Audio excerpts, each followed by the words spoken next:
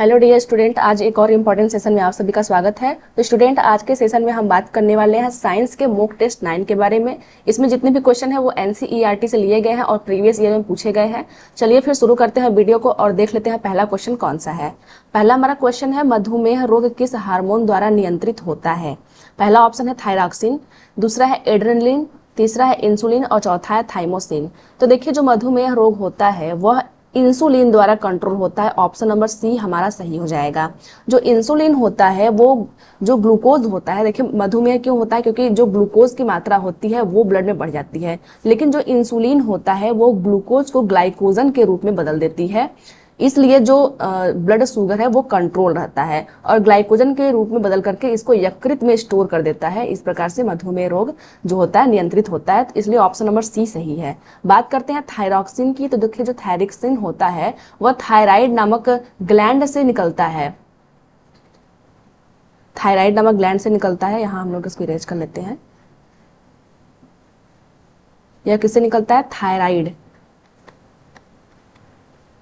Thyroid नामक gland से निकलता है और इसकी कमी से जो होता है वो घेंघा रोग हो जाता है। बात करते हैं एड्रेनलिन की। तो जो एड्रेनलिन होता है वो एड्रिनल ग्लैंड से निकलता है और इसको हम लोग क्या बोलते हैं? इसको हम लोग बोलते हैं इमरजेंसी हार्मोन। तो क्वेश्चन नंबर 1 का ऑप्शन नंबर सी सही हो जाएगा। अगला जो क्वेश्चन है दूसरा, वो है हमारे मुख में विभिन्न प्रकार के दांतों का आगे से पीछे की ओर क्रम है। देखिए, सबसे पहले जो दांत होते हैं वो कितने प्रकार के होते हैं? तो जो दांत होते हैं वो 2 प्रकार के होते हैं। कौन कौन से? तो एक तो होते हैं दूध के दांत और एक होते हैं अस्थाई दांत। जो दूध के दांत होते हैं वो 8 साल तक जाते जाते बच्चों का टूट जाता है और ये संख्या में 20 होते हैं। जो स्थायी दांत होते हैं वो 8 वर्ष के बाद निकलते हैं और ये संख्या में 32 होते हैं। हमें ये याद रखना है। देखिए, एग्जाम में क्या होता है ना, स्थायी दांत न पूछ करके दूध के दांत के बारे में पूछता है कि इनकी संख्या कितनी होती है। बात करते हैं अगर जो है सीक्वेंस की, तो पहले हमारा आता है कृंतक, फिर उसके बाद आता है रदनक, फिर होता है अग्रचवर्णक, फिर होता है चवर्णक। इसका मतलब ऑप्शन नंबर ए हमारा सही है। अब ये इनका जो कार्य है वो क्या होता है? तो जो कृंतक होता है उसका जो कार्य है वो है काटना। जो फूड पदार्थ हमारा होता है, जो हमारा भोजन होता है, उसको काटने का काम होता है कृंतक का। रदनक की बात करें तो जो रदनक होता है उसका जो काम होता है उसका होता है चीरना फाड़ना। इसको हम लोग बोल सकते हैं फाड़ना। जो अग्रचवर्णक है उसका जो काम होता है वह होता है भोजन को पीसना और जो चवर्णक होता है उसका जो वर्क है वो है भोजन को चबाना। बात करते हैं इनकी संख्या के बारे में। तो देखिए, डेंटल फार्मूला अगर हमें याद रहेगा, दंत सूत्र अगर हमें याद है, तो हम लोग जान सकेंगे कि जो इसका जो इसकी संख्या होती है वो कितनी होती है। तो जो दंत सूत्र होता है वह होता है आपका 21 और 23। ये भी क्वेश्चन पूछता है। ये आपका 21-23 ऊपर का हो गया और नीचे का हो गया 21-23।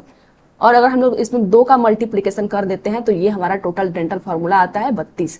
दांत जो हमारे होते हैं 32 आते हैं। कैसे होते हैं? अगर हम लोग इसको ऐड करें तो 2 1 3, 3 2 5, 3 8, 8 ऊपर हो गए। उसके बाद क्या है? 8 नीचे हो गए। उसमें हमें 2 का मल्टीप्लाई करना है तो ये आपका कितना हो जाएगा? 16 ऊपर हो जाएंगे, 16 नीचे हो जाएंगे, टोटल मिला के 32 हो जाएंगे। तो इस प्रकार हम लोग दंत सूत्र निकालते हैं। अब देखिए, जब कृंतक की बात करते हैं तो जो ये हमारा 2 है, जो हमारे दांत की संख्या यहाँ पे 2 दिखा रहा है, यहाँ 2 है। 2 का अगर 2 में मल्टीप्लाई करते हैं तो इसका मतलब कृंतक की जो संख्या हो जाएगी वो हो जाएगी 4। 4 ऊपर हो जाएंगे और 4 ही नीचे होंगे क्योंकि यहाँ भी 2 है। इसी प्रकार अगर रदनक की बात करें तो यहाँ पे 1 है और अगर इसका 2 से मल्टीप्लाई कर दें तो इसका मतलब रदनक ऊपर भी 2 हो जाते हैं और नीचे भी 2 हो जाते हैं। इसी प्रकार हम लोग चवर्णक और अग्रचवर्णक का भी निकाल लेते हैं। जो क्वेश्चन नंबर 2 है उसका ऑप्शन नंबर ए जो है वो हमारा सही हो जाएगा। अगला हमारा क्वेश्चन है क्वेश्चन नंबर 3, विषम को चुनिए, इनमें से कौन सा विषम है? ऑप्शन नंबर ए हमारा है अंडा, बी है भ्रूण, सी है अंडाणु और डी है युग्मक। तो देखिए, इसमें जितने भी दिए गए हैं आपके ऑप्शन, इसमें जो अंडा होता है वो क्या होता है? हैप्लॉयड होता है। मतलब क्या होता है कि एक कोशिकी होता है, लेकिन जो भ्रूण होता है वो कई कोशिकाओं से मिलकर बना होता है। जो अंडाणु होता है वो भी एक कोशिकी टाइप में होता है और जो युग्मक होते हैं वो भी एक कोशिकी होता है। इसलिए जो हमारा ऑप्शन नंबर बी है वो जो है वो सही हो जाएगा। जो भ्रूण होता है वो होता है मल्टी सेलुलर होता है। इसको हम लोग याद रखेंगे।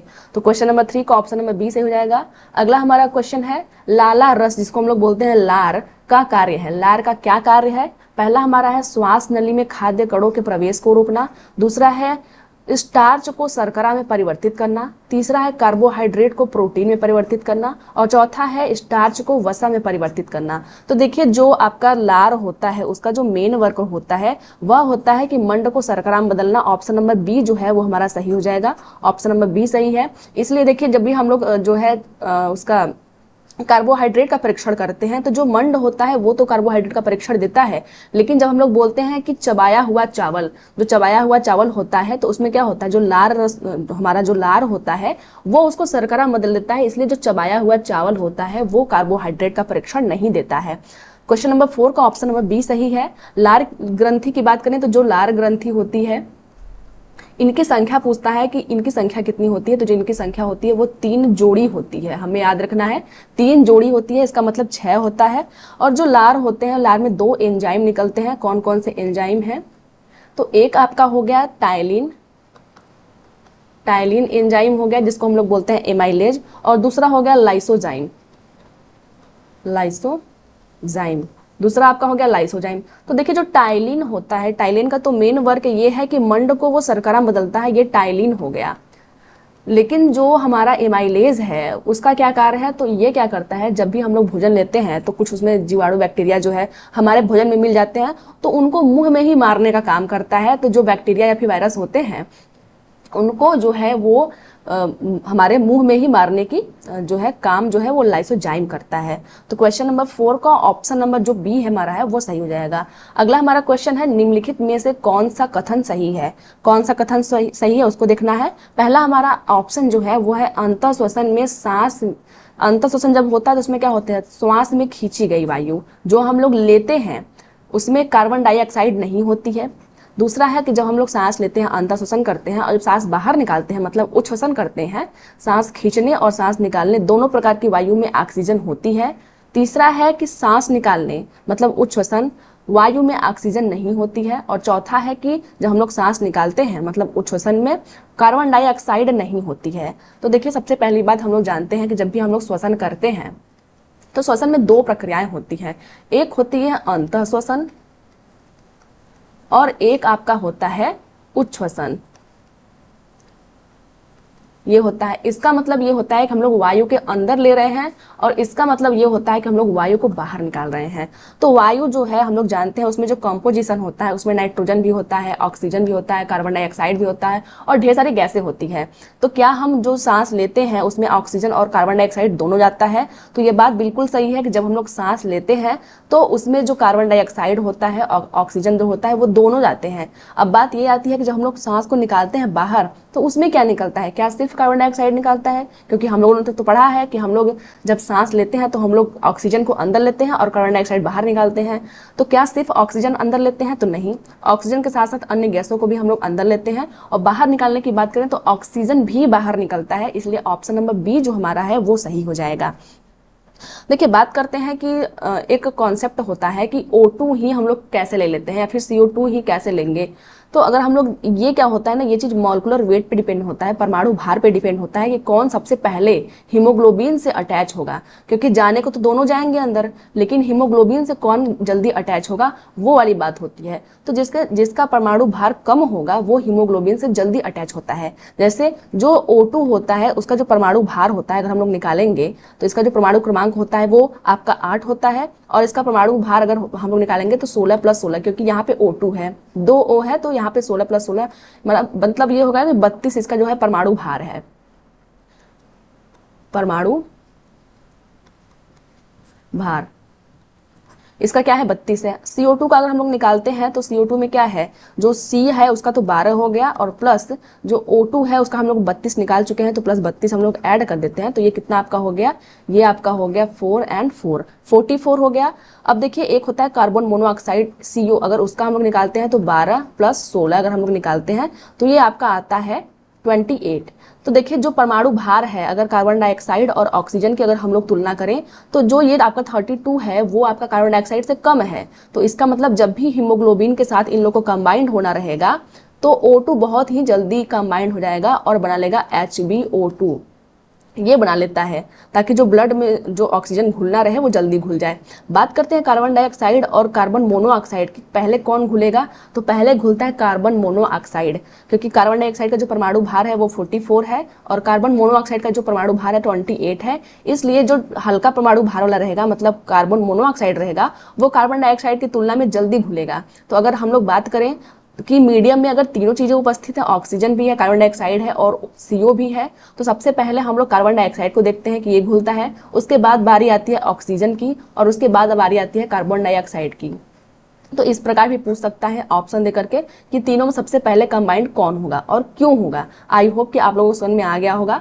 बढ़ते हैं अगले क्वेश्चन की तरफ। क्वेश्चन नंबर 6, निम्नलिखित में से कौन से कथन मानव परिसंचरण तंत्र में सिराओं के विषय में सत्य है। यहाँ सिराओं के बारे में पूछा गया है। तो ऑप्शन नंबर ए है सभी सिराएं कार्बन डाइऑक्साइड बहुल रक्त को वहन करती हैं। अगला है सिराओं की दीवारें पतली होती हैं और तीसरा हमारा है सिराएं रक्त को विभिन्न अंगों से हृदय की ओर ले जाती हैं। तो देखिए जो हमारा परिसंचरण तंत्र है, परिसंचरण तंत्र जो हमारा है वो किससे किससे मिलकर बना है। पहले तो एक होती है धमनी जिसको हम लोग बोलते हैं आर्टरी और एक होती है सिरा जिसको हम लोग बोलते हैं वेन। तो देखिए जो धमनी होता है उसमें शुद्ध रुधिर बहता है। शुद्ध रुधिर मतलब ऑक्सीजनेटेड, जो ऑक्सीजनेटेड ब्लड होता है वो इसमें बहता है धमनी में।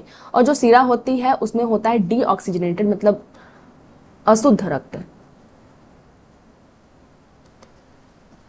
अशुद्ध रक्त बहता है। तो यहाँ वही पूछ रहा है कि जो सिराएं होती हैं वो क्या करती हैं, उसमें अशुद्ध रक्त बहता है। अशुद्ध रक्त कब रहेगा, जब CO2 की मात्रा अधिक रहेगी और शुद्ध रक्त कब रहता है, जब इसमें O2 की मात्रा अधिक रहती है। लेकिन इसका अपवाद एक है कि जो पल्मोनरी धमनी होती है, पल्मोनरी धमनी जो होती है उसमें क्या होता है, डीऑक्सीजनेटेड ब्लड बहता है, मतलब CO2 जिसमें अधिक रहता है वो ब्लड आता है। अगर पल्मोनरी सिरा की बात करें, पल्मोनरी सिरा की बात करें तो उसमें क्या होता है, शुद्ध रक्त बहता है जिसमें हम लोग देखते हैं कि O2 की मात्रा अधिक होती है। तो देखिए यहाँ पहला हमारा स्टेटमेंट है सभी सिराएं कार्बन डाइऑक्साइड बहुल रक्त को वहन करती हैं। तो जो सिराएं होती है वो कार्बन डाइऑक्साइड वाले बहुल को तो जो है कैरी करती ही है, लेकिन जो पल्मोनरी सिरा है वो एक्सेप्शन में है। तो यहाँ सभी वर्ड बोल करके इस ऑप्शन को गलत कर दिया। इसका मतलब जहाँ जहाँ ऑप्शन नंबर ए है वो गलत हो जाएगा, बी, सी और डी ऐसे ही निकल गया। ऑप्शन नंबर ए हमारा सही है। लेकिन हम लोग कुछ और बात कर लेते हैं। दूसरा जो स्टेटमेंट हमारी है कि सिराएं की दीवार, जो सिराएं होती है उनकी जो दीवारें होती है वो पतली होती हैं, तो ये बात बिल्कुल सही है। इसका जस्ट अपोजिट होता है धमनियों में। जो धमनी की दीवारें होती हैं वो क्या होती है, मोटी होती है और जो सिरा की दीवारें होती हैं वो होती हैं पतली। अगला है सिराएं रक्त को विभिन्न अंगों से हृदय की ओर लेके आती हैं, तो ये बात बिल्कुल सही है। विभिन्न अंगों में जो आपका ऑक्सीजन होता है जब वो कैरी हो जाता है तो उसके बाद जब कोशिकाएं उसको ग्रहण कर लेती है तो उसके बाद जो रक्त होता है वो अशुद्ध हो जाता है। तो फिर जो अशुद्ध रक्त होता है पूरी बॉडीज जो होता है वो हृदय की तरफ जाता है ताकि वो यहाँ से ऑक्सीजन ले सके। तो ऑप्शन नंबर सी भी आपका सही है। इस प्रकार बी और सी आपका सही हो जाएगा। बढ़ते हैं अगले क्वेश्चन की तरफ। अगला हमारा क्वेश्चन है सिर और ऊपरी जबड़े का जो बीच का जोड़ है वो किस चीज का उदाहरण है, हमें ये देखना है। क्वेश्चन नंबर 7, उसका ऑप्शन नंबर पहला हमारा है श्रोणि संधि जिसको हम लोग बोलते हैं पेल्विक ज्वाइंट। दूसरा है बद्ध संधि जिसको हम लोग बोलते हैं फिक्स ज्वाइंट। तीसरा है कंदुक खलिका संधि जिसको हम लोग बोलते हैं बाल एंड सॉकेट ज्वाइंट। और चौथा है हिज संधि जिसको हम लोग बोलते हैं हिज ज्वाइंट। तो सबसे पहले बात करते हैं सिर और ऊपरी जबड़े के बीच में। तो आप लोग एक एक्सपेरिमेंट अपने ऊपर करिए। देखिए जो हमारा सिर है और जो हमारा जबड़ा है उसके बीच अगर हम लोग मूवमेंट करने की कोशिश करेंगे, गति करने की कोशिश करेंगे, तो हमारा कोई भी जो हड्डी है वो गति नहीं करता है, इसलिए हम लोग उसको बोलते हैं फिक्स ज्वाइंट। ऑप्शन नंबर जो बी हमारा है वो सही हो जाएगा। बात करते हैं कंदुक खलिका संधि की, बाल एंड सॉकेट ज्वाइंट। तो देखिए जो हमारा हाथ होता है जहां से वो हमारी बॉडी से जुड़ा होता है वहां जो होता है कंदुक खलिका संधि पाई जाती है। इसमें क्या होता है, एक इस प्रकार से जो कैविटी बनी होती है और इसमें एक बॉल टाइप का जो होती है हड्डी लगा रहता है जो इस पर सरकता है। ये क्या करता है, चारों दिशाओं में मूव कर सकता है। आप चाहें तो अपने हाथ को मूव कराकर देख सकते हैं, वो चारों दिशाओं में मूव करता है। बात करते हैं हिज, जिसको हम लोग बोलते हैं कब्जा संधि। इसमें क्या होता है कि जो मूवमेंट होता है वो किसी एक साइड में होता है। जैसे हम लोग जो दरवाजा हम लोग के घर का होता है, अगर हम लोग इसको खोलते हैं तो वो सिर्फ एक साइड ही खुलता है, दूसरे साइड से नहीं खुलता है। और अगर बात करें अपने घुटने और कुहनी को लेकर के, जो हमारा कुहनी और घुटना का जो जहाँ से ज्वाइंट है, अगर हम लोग उसको मूव कराएंगे तो वो सिर्फ एक तरफ ही घूमेगा, दूसरी तरफ ये मूवमेंट नहीं करता है। इसलिए क्वेश्चन नंबर 7 का ऑप्शन नंबर बी सही है। इस क्वेश्चन को आप लोग चाहो तो अपने पे भी प्रैक्टिस करके देख सकते हो। क्वेश्चन नंबर 7 का ऑप्शन नंबर बी सही है। बढ़ते हैं अगले क्वेश्चन की तरफ। अगला हमारा क्वेश्चन है, निम्नलिखित में से कौन सी अंतःस्रावी ग्रंथि शर्करा मधुमेह को नियंत्रित करने वाले हार्मोन को स्रावित करती है? ऑप्शन नंबर ए है पीयूष, दूसरा है थायराइड, तीसरा है एड्रिनल और चौथा है अग्नाशय। तो देखिए बात करते हैं अग्नाशय ग्रंथि के, ऑप्शन नंबर डी हमारा सही हो जाएगा। जो अग्नाशय जो ग्लैंड है उसको हम लोग बोलते हैं मिक्स ग्लैंड। मिक्स ग्लैंड क्यों बोलते हैं? क्योंकि यह एक अंतःस्रावी भी है, अंतःस्रावी भी है, और क्या है, और एक बाह्य स्रावी भी है। यह बाहर भी अपना स्राव करती है, इसको इसलिए हम लोग बोलते हैं इसको मिक्स्ड ग्लैंड। ये भी आपका क्वेश्चन बनता है कि मिक्स ग्लैंड कौन सा है, मिश्रित ग्रंथि कौन सी है, तो हम लोग बोलेंगे अग्नाशय। अब देखिए जो अग्नाशय होता है उसमें दो प्रकार के सेल्स पाए जाते हैं। कौन कौन से? एक होते हैं अल्फा सेल और एक होते हैं बीटा सेल। जो अल्फा सेल आपका होता है उसका जो वर्क होता है वो क्या होता है, ये क्या करता है, जो है ग्लूकेगॉन नामक हार्मोन का जो है सिक्रेशन करता है, ग्लूकोगान नामक हार्मोन का सिक्रेशन करता है। और जो हमारा बीटा सेल होता है वो इंसुलिन नामक हार्मोन का स्रावित करता है। अब आपसे ये भी क्वेश्चन पूछता है कि पहला तो क्वेश्चन ये बनता है जो अग्नाशय है वो एक मिक्स्ड ग्लैंड है। क्यों है? क्योंकि यह अंतःस्रावी और बाह्यस्रावी दोनों है। इसमें दो प्रकार की कोशिकाएं हैं, कौन कौन सी? एक अल्फा है और एक बीटा है। पूछ सकता है जो अल्फा सेल होती है वो किस चीज का सिक्रेशन करती है, तो हम लोग बोलेंगे ग्लूकेगान का सिक्रेशन करती है। पूछता है कि जो इंसुलिन होता है वो अग्नाशय के किस सेल से निकलता है, तो हम लोग बोलेंगे बीटा सेल से। तो ये भी आपका एक क्वेश्चन बन जाता है। अब देखिए जो फंक्शन ये है कि जो हमारा अल्फा सेल है उसका जो फंक्शन जो ग्लूकेगान है उसका ये है कि ये जो है ग्लाइकोजन को ग्लूकोज में बदलता है, ग्लूकोज में बदल देता है। और जो इंसुलिन होता है उसका अपोजिट काम होता है, ये क्या करता है, ग्लूकोज को ग्लाइकोजन में बदलता है, ग्लाइकोजन बदलता है। तो देखिए जब हमारे बॉडी में ग्लूकोज की मात्रा अधिक हो जाती है तो वहाँ इंसुलिन काम करता है और ग्लूकोज को ग्लाइकोजन बदल करके यह यकृत में इसको संचित कर देता है। और जब हमारे बॉडी में ग्लूकोज की मात्रा कम होती है तो जो स्टोर ग्लाइकोजन होता है उसको जो ग्लूकेगान हार्मोन होता है वो उसको ग्लूकोज में बदल देता है और हमारे शरीर में यह कंज्यूम हो जाता है। तो इस प्रकार बोल रहा है कि मधुमेह को नियंत्रित करने वाला हार्मोन कौन स्रावित करता है, तो वो करता है अग्नाशय। तो आई होप कि आपको इतनी जानकारी जो है समझ में आ गई होगी। पीयूष ग्रंथि की बात करें अगर तो इसको हम लोग बोलते हैं मास्टर ग्लैंड। सबसे अधिक जो हार्मोन निकलते हैं वो निकलते हैं पीयूष ग्रंथि से। एड्रिनल ग्रंथि की बात हम लोगों ने किया था, ये जो होते हैं इमरजेंसी हार्मोन निकलते हैं। इमरजेंसी हार्मोन तभी निकलते हैं जब हम बहुत ज़्यादा खुश होते हैं या फिर बहुत ज़्यादा डर जाते हैं। उस अवस्था में जो है एड्रिनल जो ग्लैंड है वो एड्रेनलिन नामक हार्मोन निकालता है। थायराइड ग्रंथि की बात हम लोगों ने क्वेश्चन नंबर 1 में ही किया था कि ये जो है इससे थायरॉक्सिन नामक हार्मोन निकलता है जिसकी कमी से जो है घेंघा रोग हो जाता है। तो क्वेश्चन नंबर 8 का ऑप्शन नंबर डी सही है। बढ़ते हैं अगले क्वेश्चन की तरफ। क्वेश्चन नंबर 9 है, कभी कभी शारीरिक कार्य करने के पश्चात हमारी पेशियों में क्रैम्प आते हैं। क्रैम्प मतलब मरोड़ या फिर खिंचाव उत्पन्न हो जाते हैं, ऐसा होने का क्या कारण है? ऑप्शन नंबर ए है ग्लूकोज का पायरुवेट में परिवर्तित न होना, दूसरा है पायरुवेट का अल्कोहल में परिवर्तित हो जाना, तीसरा है ग्लूकोज का लैक्टिक अम्ल में परिवर्तित न होना और चौथा है पायरुवेट का लैक्टिक अम्ल में परिवर्तित होना। तो देखिए जो क्वेश्चन नंबर 9 है उसका ऑप्शन नंबर डी सही हो जाएगा। क्या होता है कि जो पायरुवेट होता है, पायरुवेट जो होता है वो क्या होता है, ग्लूकोज में बदलता है, ग्लूकोज में बदलता है तो जो हमारी बॉडी होती है उसको एनर्जी मिलती है। लेकिन कभी कभी क्या होता है जब हम लोग काफ़ी ज़्यादा वर्क करते हैं, जैसे दौड़ने का काम हो गया, व्यायाम करने का कार्य हो गया, उसमें क्या होता है कि जो हमारी बॉडी होती है उसमें ऑक्सीजन की मात्रा कम मिलती है। उस समय क्या होता है, ये पायरुवेट जो होता है वो लैक्टिक एसिड में बदल जाता है, लैक्टिक अम्ल में बदल जाता है। तो उस प्रकार क्या होता है, हमारे बॉडी को ऑक्सीजन प्रॉपर तरीके से नहीं मिल पाता है, इसलिए हमारी पेशियों में मरोड़ और खिंचाव उत्पन्न हो जाता है और हमें थकान महसूस होता है। क्वेश्चन नंबर 9 का ऑप्शन नंबर डी सही है। आप लोगों ने देखा होगा, अगर आप लोग कभी कभी दौड़ लगाते होंगे तो आपके जो पैर है, जहाँ पे आपके मसल्स होते हैं वहाँ आपको थकान महसूस होती है, वो इसीलिए होती है कि जो पायरुवेट होता है वो लैक्टिक अम्ल में बदल जाती है, जबकि बदलना किस में था, ग्लूकोज में बदलना था। अगर ग्लूकोज में बदल जाता तो हमें काफ़ी एनर्जी मिलती और हम आसानी से दौड़ या फिर व्यायाम कर सकते। क्वेश्चन नंबर 9 का ऑप्शन नंबर डी सही है। अगला हमारा क्वेश्चन है, जिस तालाब के जल में टैडपोल वृद्धि कर रहे हैं उस जल में निम्नलिखित में से किस तत्व की पर्याप्त मात्रा में उपलब्ध होनी चाहिए। देखिए जो टैडपोल होता है वह मेढक के बच्चे को कहते हैं। तो उसमें अगर तालाब में कोई मेढक का बच्चा है और वृद्धि कर रहा है तो कौन सा जो है तत्व जरूरी होना चाहिए। पहला है ऑक्सीजन, दूसरा है आयोडीन, तीसरा है नाइट्रोजन और चौथा है क्लोरीन। तो देखिए जब भी टैडपोल जिस भी तालाब में वृद्धि करता है उसके लिए आयोडीन का होना बहुत जरूरी है। ऑप्शन नंबर बी सही है। बढ़ते अगले क्वेश्चन की तरफ। क्वेश्चन नंबर 11 है, मानव में जनन की अवधि की घटनाओं का सही क्रम है। तो देखिए जो मानव में जनन होता है उसमें जो जितनी भी घटनाएं घटती हैं उसका जो सही क्रम है वो क्या है। तो सबसे पहले हम याद करते हैं कि जो लास्ट में बनता है वो क्या बनता है, भ्रूण।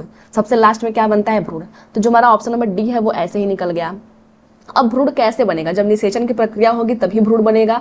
तो भ्रूण से पहले आएगा निषेचन, तो ऑप्शन नंबर सी में भी है और ऑप्शन नंबर ए में भी है। तो जो हमारा ऑप्शन नंबर बी है वो गलत हो जाएगा। अब देख लेते हैं कि इस प्रकार से कौन सा सही होगा। तो देखिए पहला है युग्मनज, दूसरा है युग्मक और उसके बाद हुआ है निषेचन।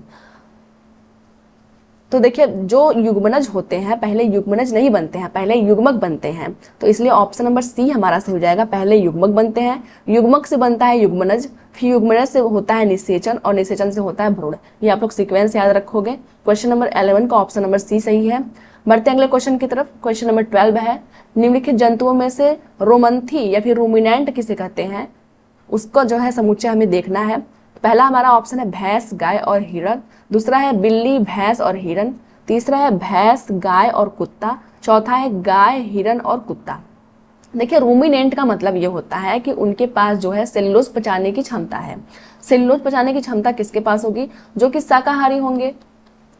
शाकाहारी जो होंगे उन्हीं के पास वही जो है पेड़ पौधों खाते होंगे। अब जब वही पेड़ पौधों खाते होंगे तो सेल्यूलोज पचाने की जो क्षमता होनी चाहिए वो उन्हीं के अंदर होनी चाहिए। तो यहाँ मांसाहारी की बात नहीं करेंगे। तो जिस भी ऑप्शन में मांसाहारी है आप लोग उस ऑप्शन को आराम से एलिमिनेट कर सकते हो।